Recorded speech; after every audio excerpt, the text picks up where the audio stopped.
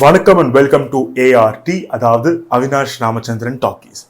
After reviewing a Tamil film and a Hindi film, I thought in this episode we'll move on to a Malayalam film that I saw recently, Midhun Manuel Thomas's Abraham Ozler, starring Jayaram, Anaswara Rajan, Arjun Ashokan, and a certain you know who.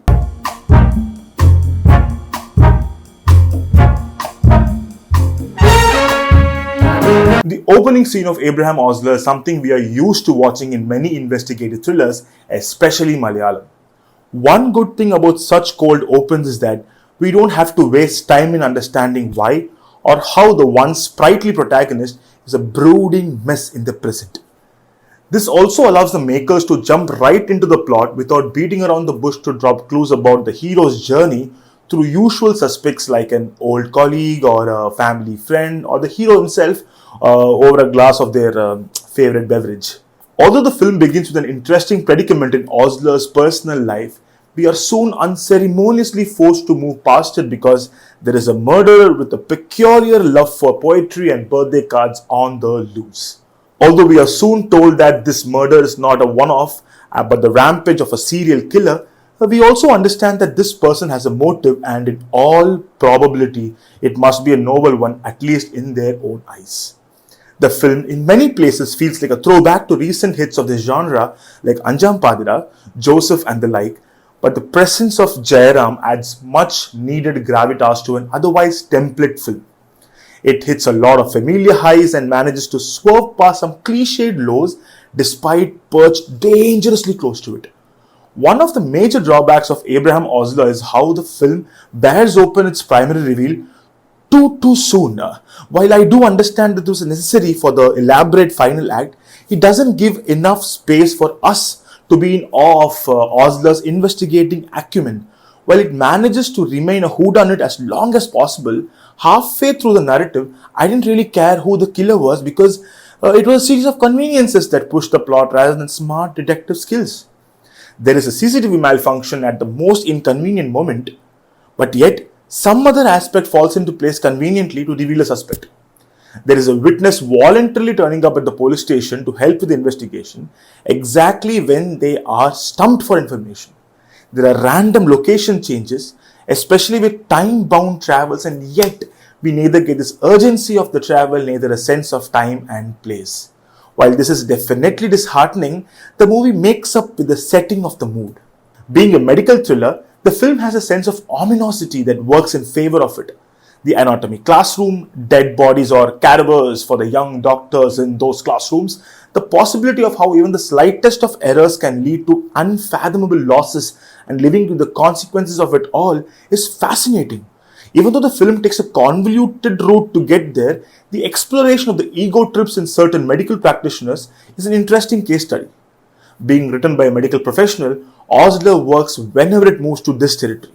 However, this also leads to the unfortunate case of exposition. How much does the audience need to know? Does every nugget of information have to be fed to us in a gradual manner? Couldn't we have cut to the chase a lot sooner? These questions prop up right in the middle of the investigation, and it acts as a reminder that neither are we invested in the case nor the plight of the ones who are wronged. There is a lot that is left in limbo in Ozler, especially the characters' insomnia and hallucinations. After a point, they are just forgotten. 3 years of suffering from insomnia, and there's very little physical impact on Ozler except for his dejected demeanor. And I'd love to know more about how Ozler dealt with his insecurities and flaws and how they affected the investigation. Take for instance G2 Joseph's Memories, which is another film that dealt with almost similar themes. We needed to see Prithviraj's Alex literally go to his lowest for his redemption to be effective. Here we don't really see Ozler the man. We do see glimpses of Ozler the cop, but it is clear we needed more. This need for more is peppered throughout the film. Despite having charming actors in the last act, especially the super consistent Anaswara Rajan, Ozler feels like half of what it truly could have been because there is only so much that charm can do. On retrospect, when important characters are introduced only to facilitate a red herring and have almost zero bearing to the overall narrative, then you wonder, why was it there in the first place? Although the writing gets it right to not burden Ozler with any other subplots or side tracks, the film doesn't allow him to shine either. He's in the sidelines for a bit too long, especially in the final act. In fact, he doesn't get to do anything except to be at the right place at the right moment to get answers to the investigation. Once again, these might not be very big flaws in a mostly safe and engaging film, but Midhun has raised the bar and it is expected of him and his team to get such things right. The film has a lot of exposition, and unfortunately not every long drawn explanation is engaging. Even the final act takes its own sweet time to get to the point, and that finale is more of a consolation prize. The flashback portions are well made but are stretched beyond the point, but the epilogue comes just in time to reinvigorate our consolidated response to the film. This oscillation between positives and negatives is what makes Ozler end up a decent watch that could have been more for sure, but what it is isn't that bad either.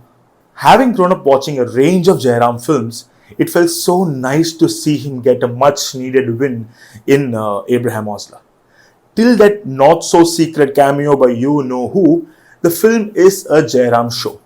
With the drooped shoulders, the sad glances, brief moments of brilliance, and an overall resigned outlook, Jayaram is perfect in the title role as a cop who has lost everything but his skill set. I'm super happy to see Jayaram's conviction to stay a hero in Malayalam cinema finally bearing fruit.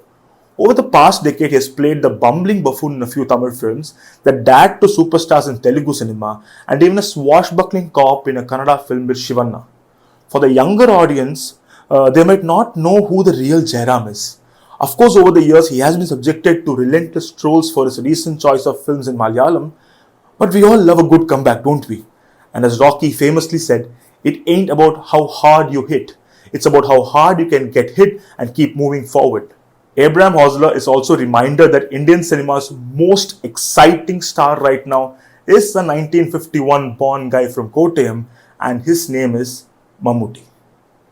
Thank you for joining me in this episode of ART, Adavdu Avinash Ramachandran Talkies. Do let me know what you thought of Abraham Ozler and yours truly's review of the same. Well, see you when I see you, and always remember, life is a revolution.